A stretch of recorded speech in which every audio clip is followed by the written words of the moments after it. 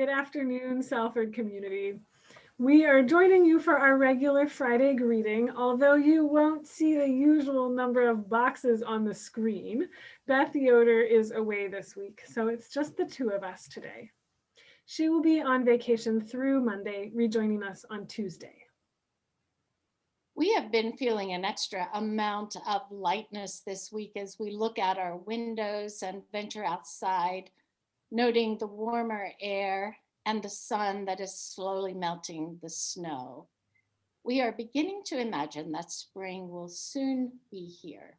We hope that you also are enjoying the changes in whatever ways you most enjoy. We hope that you are also able to enjoy some extra lightness, maybe some extra hope.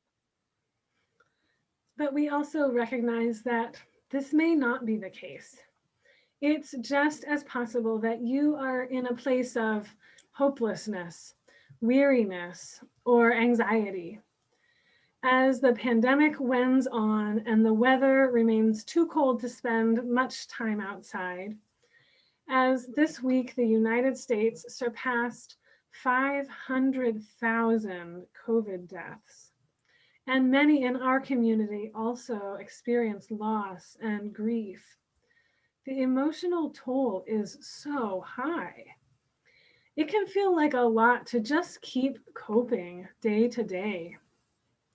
We hope you can look on yourself with compassion, just as the Holy One looks on you. At the same time, please reach out if you need prayer or company. This community is also one of compassion. I have something to show you today. I wonder if this green card looks familiar to you. Pray for one another, James 5:16. One day I picked up this card from one of the pews in the sanctuary, that space that everyone is missing so very much these days. During Sunday service, you could pick up one of these cards, turn it around, and on the back you could write your prayer request. And then you could say what you had in mind for that request. Did you want it included in the prayer of the congregation the next Sunday? Did you want it listed with the prayer needs in the newsletter? Or was this a concern to be held in confidence by the pastors? Either way, whatever your request, you could make it with this card. And I doubt that any of you took a card like this home with you. But know that the invitation is as open as ever for you to send us your prayer requests. You can text or email or make a phone call to one of us, and many of you have been. We do want to keep praying. As Romans 12:12 says on the back of the card, pray for one another, rejoice in hope, be patient in suffering, persevere in prayer. And so we persevere. As we persevere, here are some happenings in the community to keep you informed and encouraged. Last Saturday, the junior high gathered outside at Camp Meadowland for a one-day youth retreat. It was a beautiful, sunny, snowy day, and we really had a good time.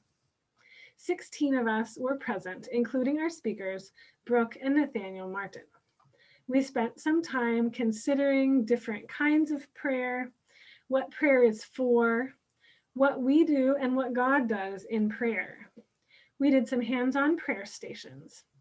And interspersed with it all, we played fox and geese, we went sledding, we sat around the fire and had hot chocolate. I left encouraged to be part of the fellowship and to see what God is doing in the junior youth. The senior high one-day retreat will take place next weekend outdoors at Fern Rock Retreat. As an entire community, we have begun a new season in the church year, the season of Lent. Together in worship, we are going deeper, digging down to the truest parts of ourselves and God.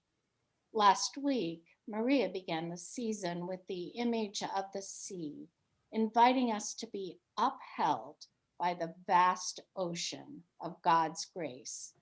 And this week, we look forward to Michael King's sermon, Presence and Love, Dancing by the Fire. And then next week, March 7th, we look forward to seeing one another's faces as we worship on Zoom. A link and more information can be found in the newsletter.